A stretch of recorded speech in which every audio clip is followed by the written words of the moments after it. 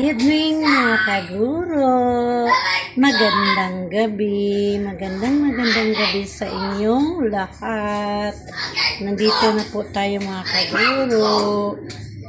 Magluluto tayo ng para sa dinner. Magluto tayo ng upo mga kaguro. Ginisang upo with baboy. Ayan, konting baboy lamang po, pampalasa, pampasarap. At andito naman po si Tantan. How about daw siya? Hello po mga kaguro! Oh. Gana po ako po sa labas, maglalaro ng basketball. Thank you for watching! Bye! Okay. So, thank you, Tantan. So, ayan po, magluto na tayo kasi ang time po ay 7:10. Sa City G's na po. Kaya, magluto tayo ng upo. Ginisang upo mga kaguro. So, ayan, naka-ready na po ang ating kawali. Ayan, mga kaguro. Yung sinabi po ni Tantan mga kaguro, nandyan daw si Wako, yung Shih Tzu naming aso. Meron po kasi kaming 3 aso na Shih Tzu po ba yun? Ang isa po ay si Sisi, yung una naming aso. Tapos yung dalawa na nadagdagan po ng 2 na si Wako at saka si Dayday. So ayan po, magluto na tayo. Ayan si Wako po mga kaguro. Ayan po si Wako, ang aming doggy. So ayan po, lagayan na po natin ng mantika mga kaguro.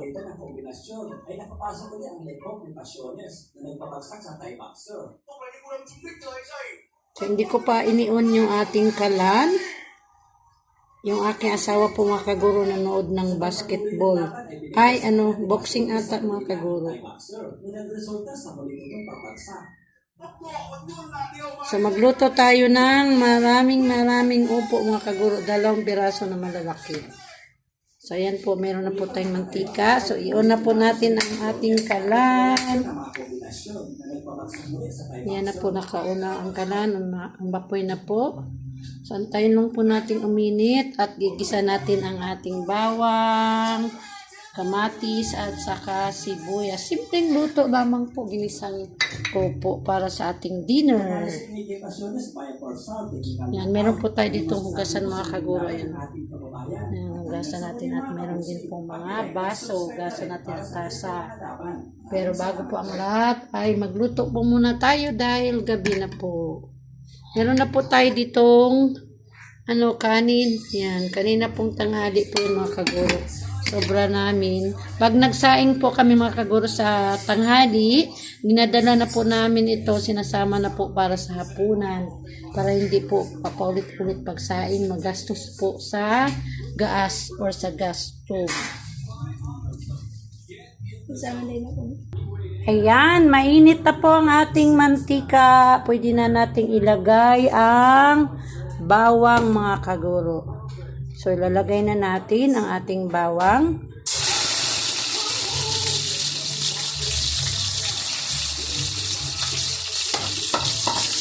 Tatlong butil lang po ito na bawang mga kaguro. Tipid-tipid po tayo kasi napakamahal ng mga gulay. Saka yung mga pangsangkap po sa pagluluto, puro mahal. Pati na rin po yung mga karne. At yung isda po. Umamantay na rin po sa sa mga karne. Kaya ng baboy. Medyo ngayon po, medyo bumaba po yung baboy. Pero konti lang po yung binaba mga kaguro.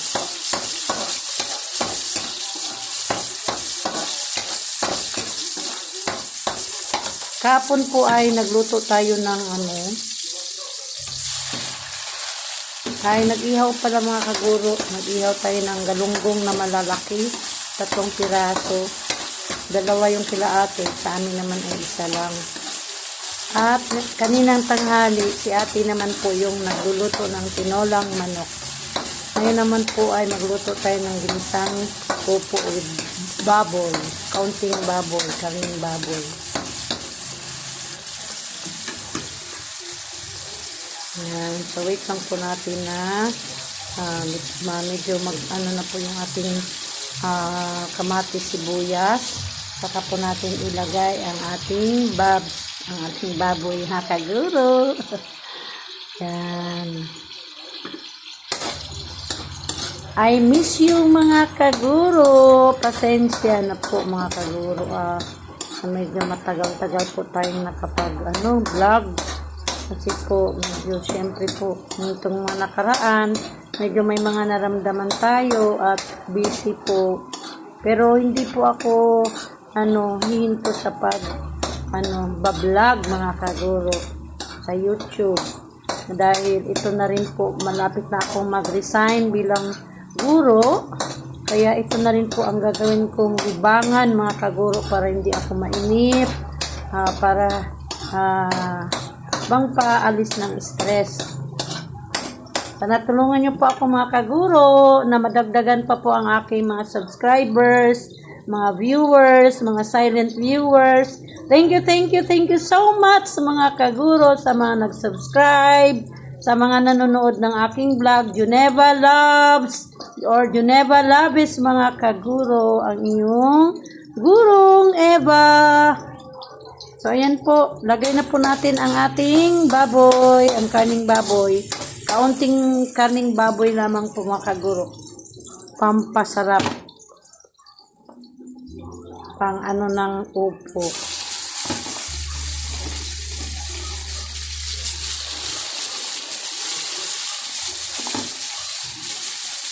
So, ayan lamang po yung ating baboy. Para lumasa lamang po. Ayan.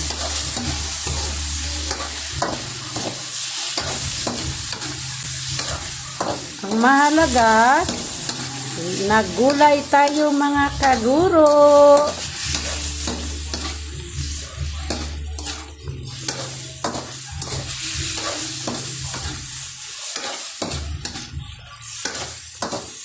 Sana po mga kaguro, pagka nag-retired na po ako bilang teacher, please tulungan nyo naman po ako mga kaguro sa aking YouTube, sa aking channel. Please subscribe. Manood po kayo sa aking vlog, kahit simple lamang po. Maraming salamat po mga kaguro. Thank you. So, paano naman po natin mga kaguro? Dagdagan natin. Takpan natin, kuhanin ko lang itong takip. Yan. So, takpan muna natin. Yan. Pagka medyo nag-brown na po, lagyan natin ng toyo at saka oyster sauce. Yan. Buksan na natin mga kaguro. Siguro medyo brown na po ito. Yan.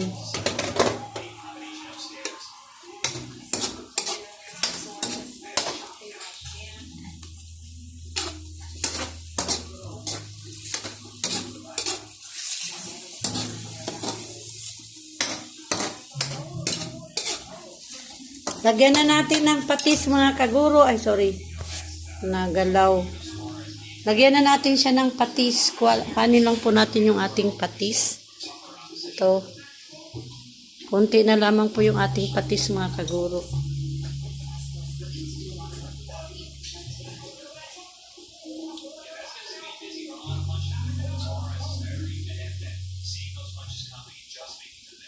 Okay.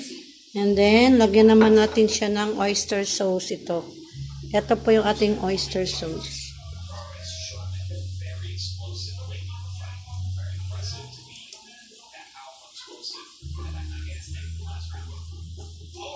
Ubusin na po natin mga kaguro. Kasi bala ko nito mga kaguro, gisa lang po talaga. Tapos, masarap siguro na yung babali yung sabaw niya ay yung katas lamang po. Hindi ko nalalagyan siguro ng tubig. Pero titingnan ko pa rin po mga kaguro. Masarap din po ito mga kaguro na hindi siya overcook.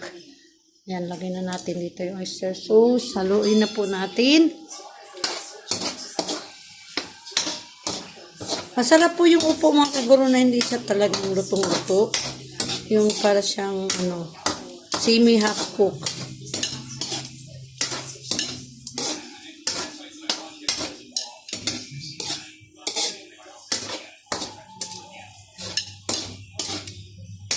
Yan. Pagka nailagay na po natin yung upo ay dadami naman po ang sabaw kasi O yung katas niya kasi makatas po yung upo pag niluluto. So ayan po, balik po ako mga kaguro.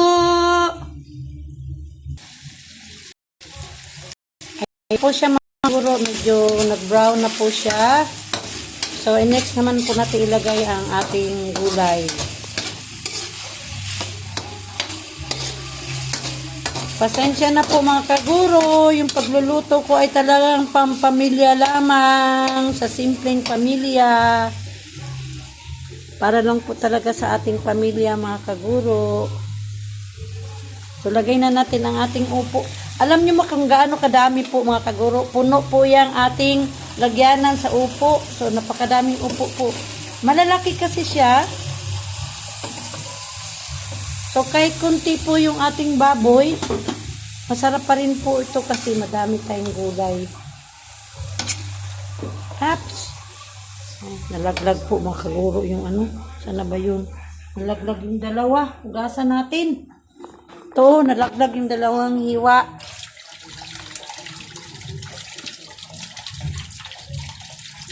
Okay. Yan. Pasensya na, nahilo na kayo mga kaguro. Nahirapan kasi ako, hawak-hawak ko po itong cellphone. Wala po kasing cellphone holder po mga kaguro. Hindi ako nakabili. Merong nagregalo sa akin ng ano, maikli lang naman po, parang pwede ipatong lamang yung ano, yung cellphone. At hindi siya pwedeng gamitin na po ganito na makikita talaga yung ginagawa ko.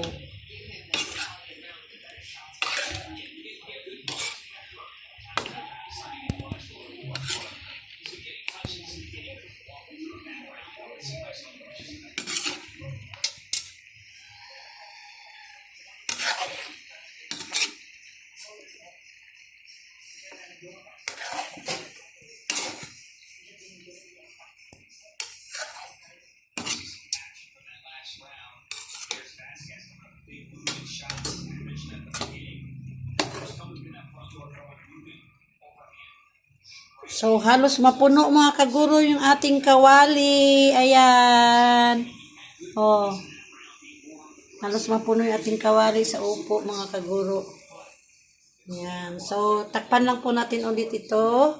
Pakuluin po at titingnan natin pagkalambot na nito. Balik po ako mga kaguro ulit.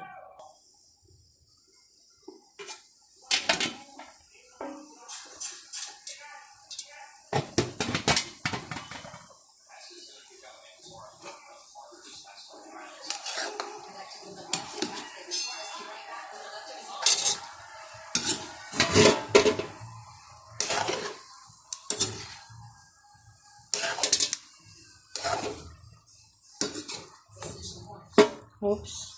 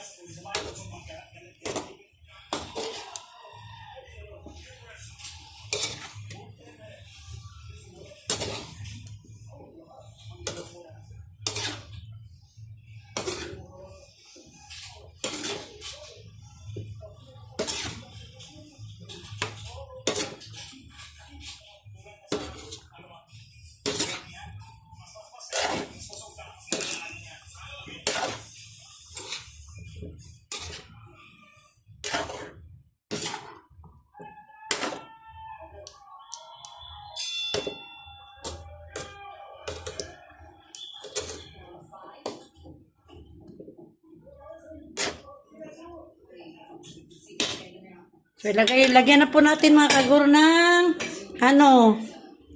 pork cube. Ito po, pork cube. Lagyan natin siya ng pork cube. Hatiin natin para madali siyang matunaw. Lagay natin sa ilalim yung may sabaw. Para mag-ano siya.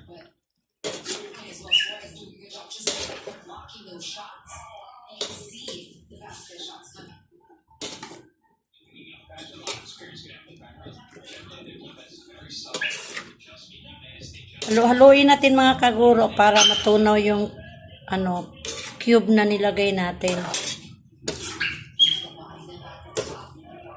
Tapos mamaya, lalagyan na lang po natin ito ng konting asin kasi baka po pag lalagyan natin ng maraming asin, aalat siya dahil nilagyan na po natin siya ng oyster sauce at saka ng fish sauce, yung patis. Yan. And then, lalagyan na rin natin ng magic sarap. Ayan, magic sarap.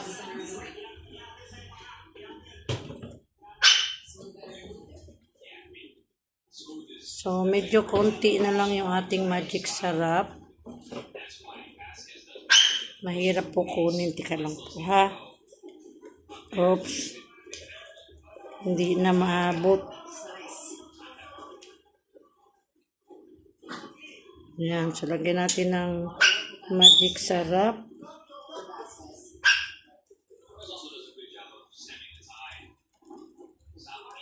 Konti lang matang makuha mga kaguro kasi malalim na. Malalim na yung lagyanan niya o konti na lang yung laman.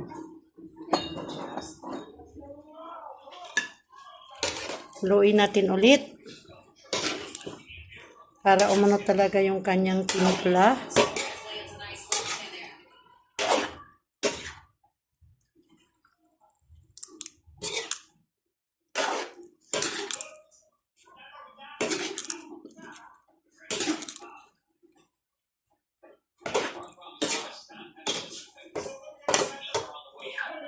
Ayan. So, takpan natin ulit mga kaguro, ha. Kasi medyo pa po. Kailangan pa po siyang lumambot.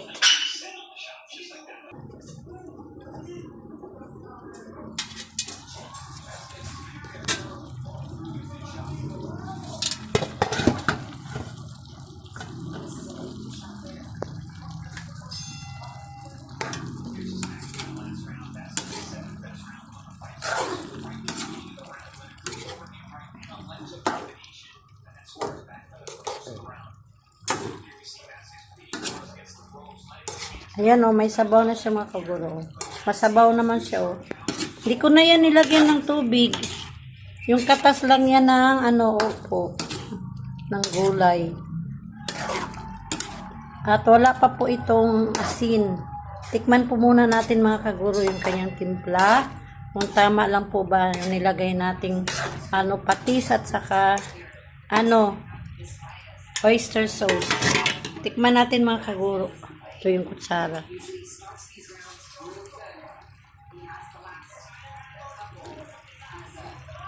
Kumain pa naman ako ng matamis mga kaguro, ng chocolate. Konti lang naman.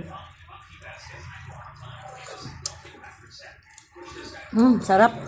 Manamis-namis mga kaguro na masarap. Masarap talaga siya mga kaguro kapag fresh na upo. Fresh pa po kasi ito mga kaguro. Tapos bagong pitas lang ba? Tapos yung mas lalong masarap pag hindi mo siya sabawan, yung katas lang niya mismo.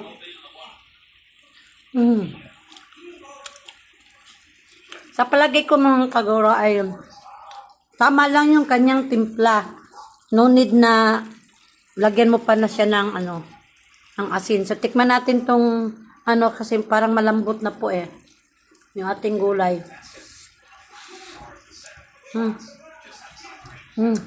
Mainit. Mainit mga kaguro.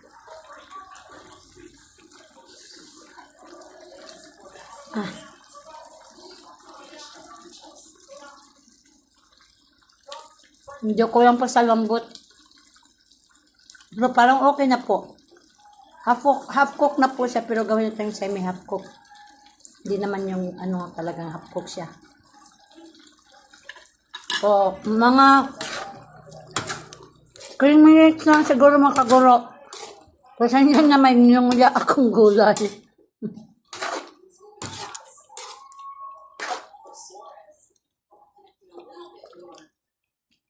Mababa po kasi ang timpla ko mga kaguro kung sa akin lang.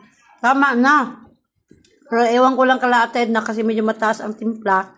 Kaya siguro lagyan natin ng kaunting asin. Isang lang ba? Ganun lang. Pitik lang. Patay na asin. Ito asin natin mga kaguro. Siguro mga ano lang, isang ganito.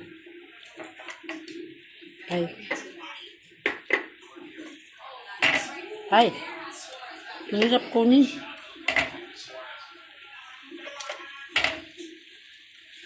Kaunti lang makuha.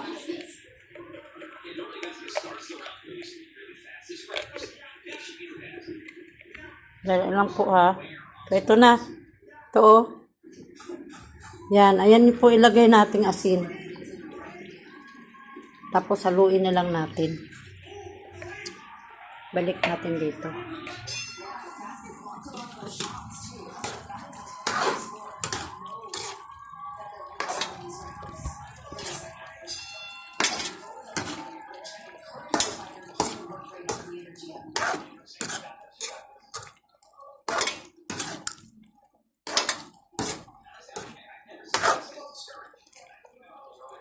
Ayan. So, mga 2 minutes na lang po, luto na ito. Ito na, mga kaguro, luto na ang ating ulam sa gabing ito. Luto na ang ating upong gulay. Ayan na po, kain na po tayo, mga kaguro. Ayan po, ang sarap-sarap po. Oh. Wala po yung tubig, mga kaguro. Hindi ko po yan nilagyan ng sabaw. Tubig. Yan, katas lang po yan ng upo po talaga. Yan. Okay, so ayan po, maraming salamat mga kaguro sa panonood. Thank you so much sa time. God bless po sa inyo at sana po panoorin niyo po ang iba ko pa pong mga vlog at mga darating ko pang vlog mga kaguro. Thank you so much and God bless mga kaguro! Bye-bye! Ingat po tayong lahat. Tumatawal yung aming aso mga kaguro.